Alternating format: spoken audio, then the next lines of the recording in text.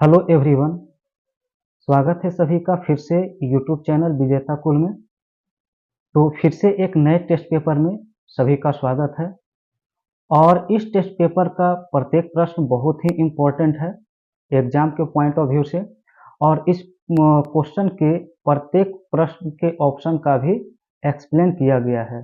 तो आप लोग बिना स्किप किए वीडियो के अंत तक बने रहें और अपने साथ पेन और पेपर जरूर रखें। और लास्ट में बताएंगे कि आपने इस टेस्ट पेपर में कितने प्रश्न का उत्तर सही किया। तो वीडियो की शुरुआत करें उससे पहले आप लोग सभी मोबाइल के स्क्रीन को फुल स्क्रीन मोड में कर लें ताकि सभी प्रश्न स्पष्ट दिखाई दे। तो हमारा पहला प्रश्न है कि हड़प्पा सभ्यता का सबसे पूर्वी स्थल कौन है। ऑप्शन दिया है आलमगीरपुर, सुतका गेंडोर, मांदा या दाइमाबाद। तो इस प्रश्न का राइट आंसर आप लोग कमेंट भी कर सकते हैं या अपने कॉपी में लिखते चल सकते हैं। तो इसका जो राइट आंसर होगा वो ऑप्शन ए होगा आलमगीरपुर।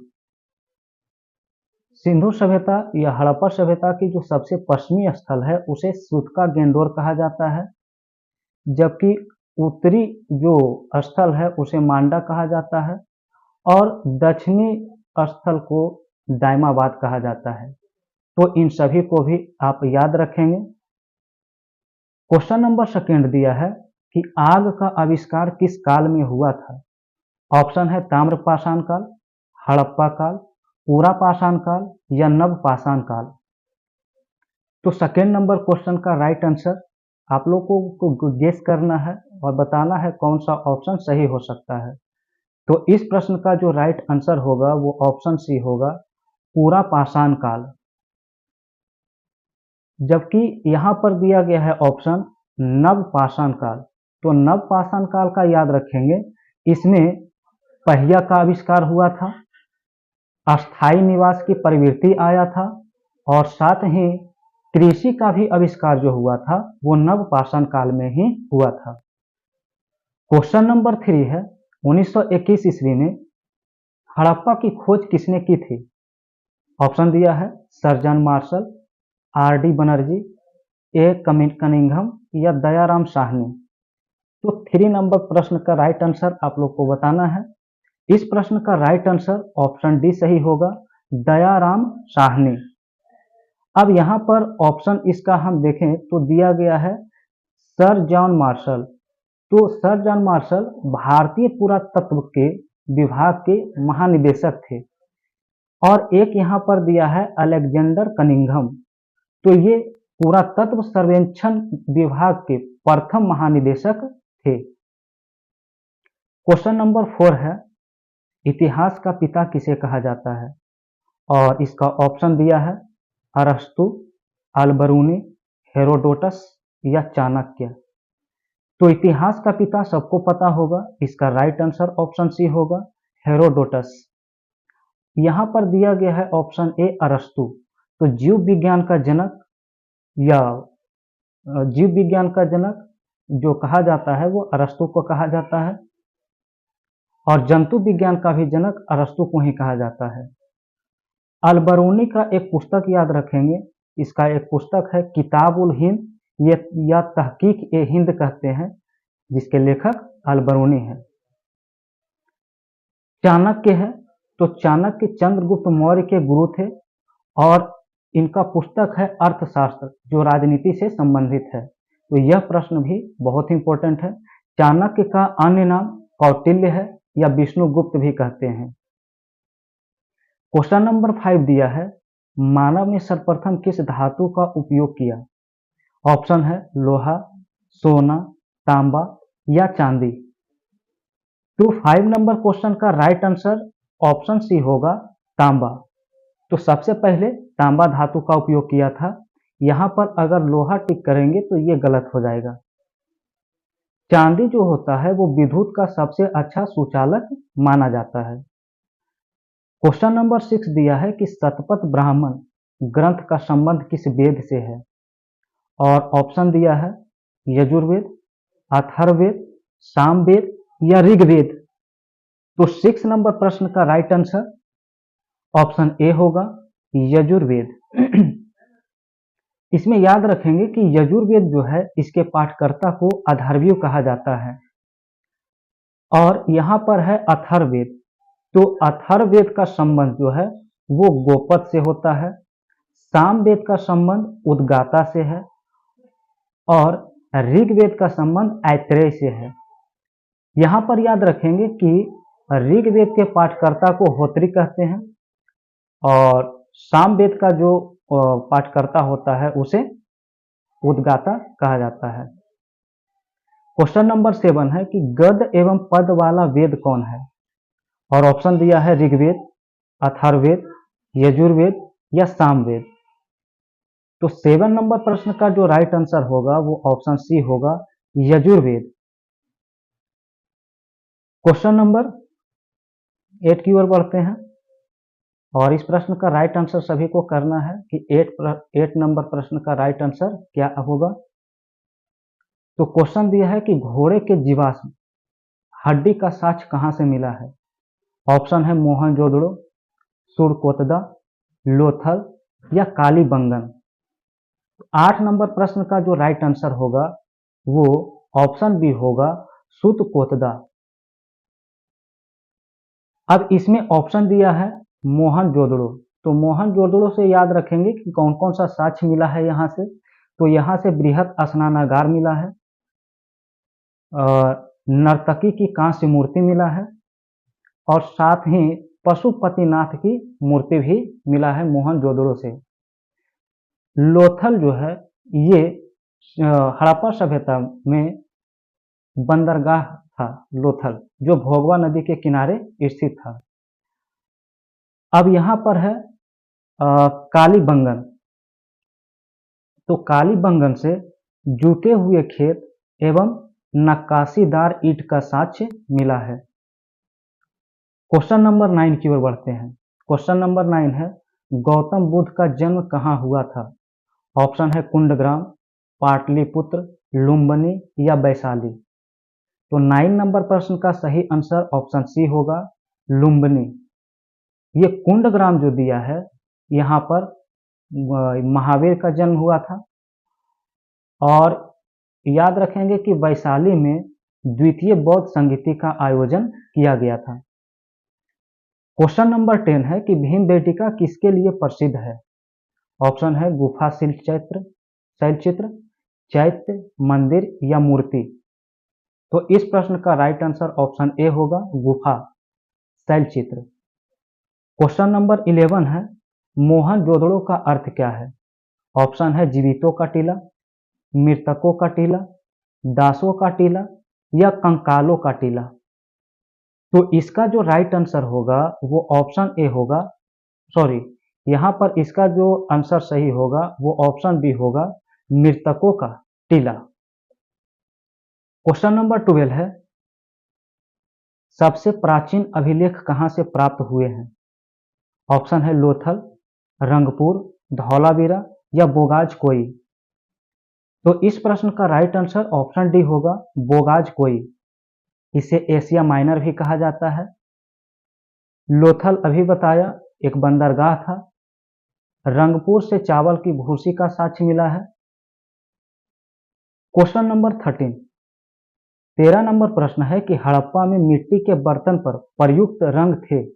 ऑप्शन है नीला, हरा, लाल या नीला हरा। तो 13 नंबर प्रश्न का सही आंसर ऑप्शन सी होगा, लाल। और याद रखेंगे कि मिट्टी पर जो लाल रंग से पेंट किया जाता था उस बर्तन को टेराकोटा कहा जाता था। क्वेश्चन नंबर 14 है कि मानव ने सर्वप्रथम किसे पालतू बनाया?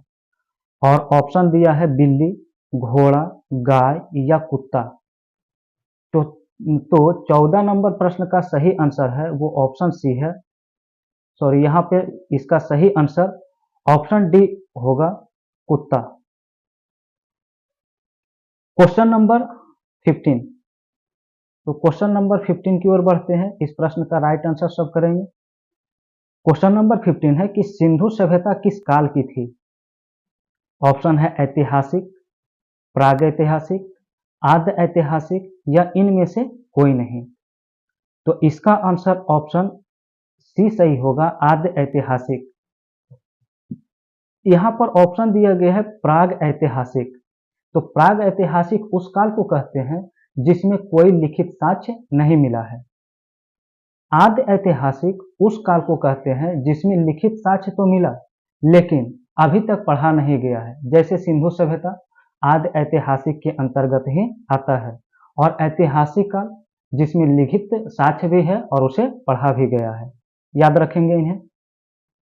क्वेश्चन नंबर 16 है कि यज्ञ से संबंधित विधि विधान का वर्णन किस वेद में है। ऑप्शन है ऋग्वेद, यजुर्वेद, सामवेद या अथर्ववेद। तो 16 नंबर प्रश्न का राइट आंसर बताना है। तो 16 नंबर प्रश्न का राइट आंसर ऑप्शन बी होगा यजुर्वेद। ऋग्वेद को सबसे प्राचीन वेद माना गया है और अथर्ववेद को सबसे बाद का वेद कहा जाता है। भारतीय संगीत का जनक जो है वो सामवेद को कहा जाता है और साम का अर्थ होता है गान। क्वेश्चन नंबर 16 की ओर बढ़ते हैं और इस प्रश्न का राइट आंसर सभी को बताना है, क्या होगा। तो हमारा 17 नंबर प्रश्न है, कांस्य के बने नर्तकी किस स्थान से मिली है। ऑप्शन है हड़प्पा, लोथल, रंगपुर या मोहनजोदड़ो। तो 17 नंबर प्रश्न का राइट आंसर जो होगा वो ऑप्शन डी होगा मोहनजोदड़ो। हड़प्पा से किसका किसका साक्ष्य मिला है ये याद रखेंगे। तो हड़प्पा से मोहर पर श्रृंगी पशु का अंकन मिला है और साथ ही स्त्री के गर्भ से निकलते पौधे का भी साक्ष्य मिला है। क्वेश्चन नंबर 18 नंबर प्रश्न है कि पुराणों की कुल संख्या कितनी है। ऑप्शन है 12, 14, 18 या 22। तो 18 नंबर प्रश्न का राइट आंसर ऑप्शन सी होगा 18। पुराणों का रचयिता याद रखेंगे लोमहर्ष और उसके पुत्र उग्रसर्वा को माना जाता है। क्वेश्चन नंबर 19 है, मौर्य वंश की जानकारी मिलती है। ऑप्शन है विष्णु पुराण से, वायु पुराण से, मत्स्य पुराण से या गरुड़ पुराण से। तो 19 नंबर प्रश्न का राइट आंसर ऑप्शन ए होगा विष्णु पुराण से। अब यहाँ पर याद रखेंगे ये वायु पुराण है तो गुप्त वंश का संबंध वायु पुराण से है और मत्स्य पुराण का संबंध आंध्र सातवाहन वंश से है। क्वेश्चन नंबर 20 है, लोथल किस नदी के किनारे स्थित है। ऑप्शन है सरस्वती नदी, भोगवा नदी, रावी नदी या सतलज नदी। तो 20 नंबर प्रश्न का राइट आंसर ऑप्शन बी होगा भोगवा नदी। और लोथल क्या था, एक बंदरगाह था। अब यहाँ पे है रावी नदी, तो याद रखेंगे कि हड़प्पा जो है वो रावी नदी के किनारे ही था और रोपड़ जो है वो सतलज नदी के किनारे था। क्वेश्चन नंबर 21 दिया है, गायत्री मंत्र के रचनाकार कौन है। और ऑप्शन दिया है वशिष्ठ, अगस्त्य, विश्वामित्र या याज्ञवल्क्य। गायत्री मंत्र बताना है 21 का राइट आंसर।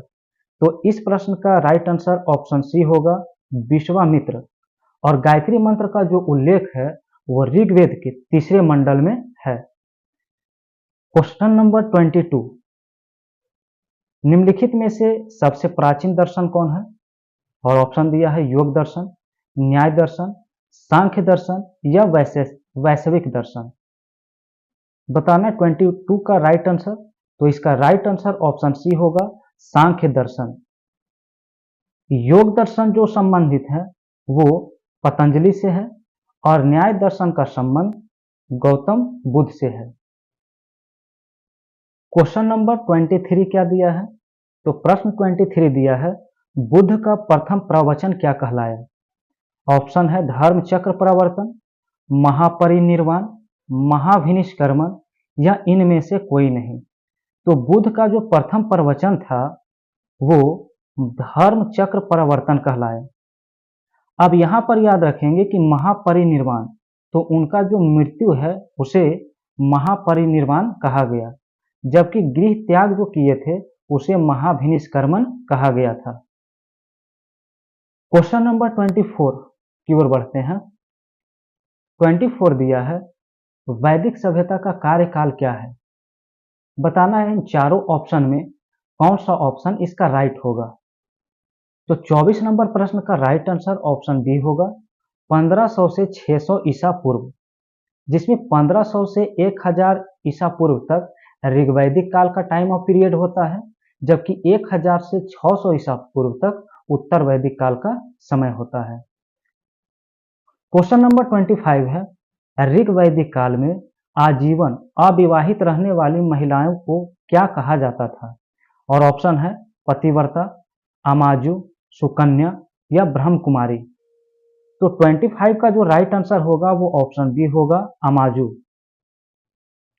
क्वेश्चन नंबर 26 है, सिंधु सभ्यता की लिपि किस प्रकार की थी? और ऑप्शन है किलेनुमा, अक्षरनुमा, भावचित्रात्मक या लेटरनुमा। तो सिंधु सभ्यता की जो लिपि थी वो भाव चित्रात्मक थी, क्योंकि इसमें जो भी दर्शाया गया है वो चित्र के माध्यम से दर्शाया गया है, इसलिए इसे भाव चित्रात्मक कहा गया। क्वेश्चन नंबर 27 है, आर्यों के मूल निवास स्थान कहां पर था? और ऑप्शन है पंजाब, ईरान, अफगानिस्तान या मध्य एशिया। तो मूल निवास स्थान बताना है, तो इस प्रश्न का राइट आंसर ऑप्शन डी होगा, मध्य एशिया। क्वेश्चन नंबर 28 है, ऋग्वेद में गंगा नदी का उल्लेख कितनी बार हुआ है? और ऑप्शन दिया है 2 बार, 1 बार, 3 बार या 4 बार। तो 28 का राइट आंसर ऑप्शन बी होगा, 1 बार। अब यहां पर याद रखेंगे कि यमुना नदी का जो उल्लेख है वो 3 बार हुआ है। यमुना 3 अक्षर का है, याद रखेंगे 3 बार। जबकि सर्वाधिक बार जो चर्चा हुई है नदी का वो है सिंधु नदी, और सबसे पवित्र नदी जो माना गया है वो है आपका ये सरस्वती नदी। क्वेश्चन नंबर 29, गायत्री मंत्र ऋग्वेद के किस मंडल में वर्णित है? ऑप्शन है प्रथम, द्वितीय, तृतीय या चतुर्थ। तो इसका राइट आंसर ऑप्शन सी होगा, तृतीय। क्वेश्चन नंबर 30, तो 30 नंबर क्वेश्चन क्या दिया है? क्वेश्चन दिया गोत्र शब्द की उत्पत्ति कब हुई? ऑप्शन दिया है विष्णु, शिव, अग्नि या इंद्र।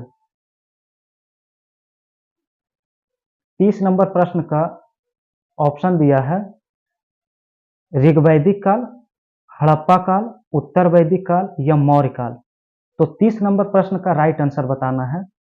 तो गोत्र शब्द की उत्पत्ति जो हुई थी वो उत्तर वैदिक काल में हुई थी, ऑप्शन सी इसका राइट होगा। क्वेश्चन नंबर 31 में दिया है ऋग्वैदिक काल के सबसे प्रमुख देवता कौन थे? ऑप्शन है विष्णु, शिव, अग्नि या इंद्र। तो इसका राइट आंसर याद रखेंगे 31 का, वो ऑप्शन डी होगा, इंद्र। क्वेश्चन नंबर 32 है कि सबसे प्राचीन का वेद कौन सा है? और ऑप्शन इसका दिया है, ऑप्शन है ऋग्वेद, यजुर्वेद, सामवेद या अथर्ववेद। तो 32 नंबर प्रश्न का राइट आंसर ऑप्शन ए होगा, ऋग्वेद। सबसे बाद का वेद अथर्ववेद होता है। यजुर्वेद जो है ये विधि विधान के समय जो पालन किया जाता है उसकी चर्चा है, और भारतीय संगीत का जनक सामवेद को कहा जाता है। क्वेश्चन नंबर 33 है कि हड़प्पा से संबंधित स्थल चनहुदड़ो स्थित है सिंध में, पंजाब में, गुजरात में या बहावलपुर में। तो 33 नंबर प्रश्न का उत्तर याद रखेंगे, ऑप्शन ए होगा, सिंध में। क्वेश्चन नंबर 34 है सत्यमेव जयते किस उपनिषद से लिया गया? और ऑप्शन है बृहदारण्यक, मुंडको उपनिषद, छांदोग्य या ऋषि पतनम। तो 34 का राइट आंसर ऑप्शन बी होगा, मुंडको उपनिषद। क्वेश्चन नंबर 35 है उपनिषद की कुल संख्या कितनी है? ऑप्शन है 104, 106, 108 या 112। तो इसका आंसर जो होगा वो ऑप्शन सी सही होगा, 108। क्वेश्चन नंबर 36 है भारत का सबसे बड़ा महाकाव्य कौन है? ऑप्शन है रामायण, ऋग्वेद, विष्णु पुराण या महाभारत। तो 36 का राइट आंसर ऑप्शन डी होगा, महाभारत। क्वेश्चन नंबर 37 की ओर बढ़ते हैं। 37 नंबर प्रश्न है, सिंधु सभ्यता का पतन नगर जिसे बंदरगाह कहते हैं कौन है? ऑप्शन है कालीबंगन, रोपड़, मोहनजोदड़ो या लोथल। तो 37 का राइट आंसर ऑप्शन डी याद रखेंगे, लोथल। लोथल भोगवा नदी के किनारे स्थित है, जहां से चावल के दाने का साक्ष्य भी मिला है। क्वेश्चन नंबर 38 है, हड़प्पा सभ्यता की समाज कैसी थी? ऑप्शन है मातृसत्तात्मक, पितृसत्तात्मक, समाजवादी या राजतंत्रवादी। तो इस प्रश्न का उत्तर याद रखेंगे 38 का ऑप्शन ए सही होगा, मातृसत्तात्मक। क्योंकि हड़प्पा सभ्यता से मृण मूर्तियां यानी मिट्टी की बनी हुई मूर्तियां बहुत सारा मिला है, जिससे यह अनुमान लगाया जाता है कि सिंधु सभ्यता जो है वो मातृसत्तात्मक है। क्वेश्चन नंबर 39 की ओर बढ़ते हैं और क्वेश्चन नंबर 39 ये दिया गया है कि R37 कब्रिस्तान कहां से मिला है? ऑप्शन है मोहनजोदड़ो, लोथल, कालीबंगा या हड़प्पा। R37 कब्रिस्तान, तो इस प्रश्न का उत्तर याद रखेंगे ऑप्शन डी, हड़प्पा से। क्वेश्चन नंबर 40 है, ऋग्वेद में सूक्त की कुल संख्या कितनी है? ऑप्शन है 1028, 1050, 1090 या 1015। तो इस प्रश्न का उत्तर याद रखेंगे ऑप्शन ए सही होगा, 1028। ऋग्वेद के पाठकर्ता जो है उसे होत्री कहा जाता है और ऋचाओं के क्रमबद्ध ज्ञान को ही ऋग्वेद कहा जाता है। ऋग्वेद सबसे प्राचीन वेद है। इसमें जो है तीसरे मंडल में गायत्री मंत्र का उल्लेख है। ऋग्वेद के 9वें मंडल में देवता सोम का उल्लेख है और ऋग्वेद के 10वें मंडल में चतुष्वर्ण समाज का उल्लेख किया गया है और ऋग्वेद के 8वें मंडल को खिल कहा जाता है। इन सभी को याद रखेंगे, बहुत ही इंपॉर्टेंट है। क्वेश्चन नंबर 41 है कि प्रथम विधि निर्माता कौन है? ऑप्शन दिया है चाणक्य, मनु, चंद्रगुप्त या सेल्यूकस। प्रथम विधि निर्माता, तो इस प्रश्न का उत्तर याद रखना है, ऑप्शन बी सही होगा, मनु। चाणक्य चंद्रगुप्त मौर्य के गुरु थे और चाणक्य ने एक पुस्तक लिखा है अर्थशास्त्र, इसको याद रखना है। चंद्रगुप्त मौर्य के दरबार में मेगास्थनीज नामक यात्री आया था जिसने इंडिका नामक पुस्तक लिखा था। क्वेश्चन नंबर 42 है कि गौतम बुद्ध के प्रथम गुरु कौन थे? ऑप्शन है आलार कलाम, रुद्रक रामपुत्र, वसुबंधु या प्रभु सागर। तो 42 का राइट आंसर ऑप्शन ए होगा, आलार कलाम। जबकि दूसरे गुरु जो थे वो थे रुद्रक रामपुत्र, याद रखना इसे भी। क्वेश्चन नंबर 43 है, हड़प्पा के लोग किस धातु से अनभिज्ञ थे? ऑप्शन है तांबा, जस्ता, पारा या लोहा। तो 43 का याद रखना है, ऑप्शन डी सही होगा, लोहा। क्वेश्चन नंबर 44, बुद्ध ने अपना प्रथम उपदेश कहाँ दिया था?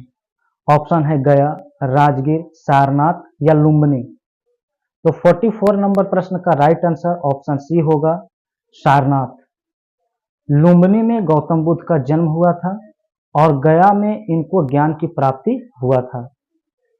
क्वेश्चन नंबर 45 है, भारत की प्रथम कानून की पुस्तक है? ऑप्शन है अर्थशास्त्र, मुद्रा राक्षस, रामायण या मनु स्मृति।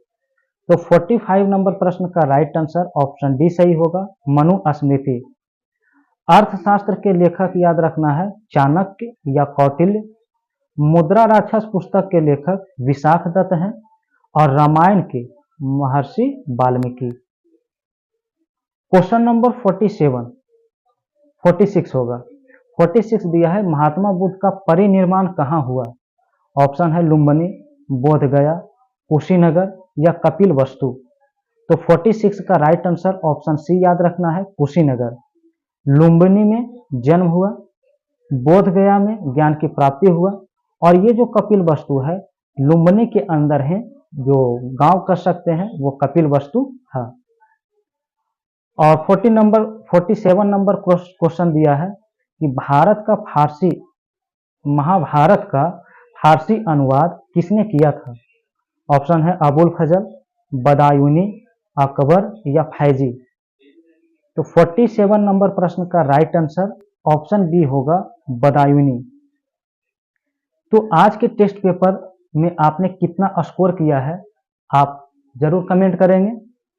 और यदि आप इस चैनल पर नए हैं तो इस चैनल को सब्सक्राइब करें, वीडियो को लाइक करें और शेयर करें।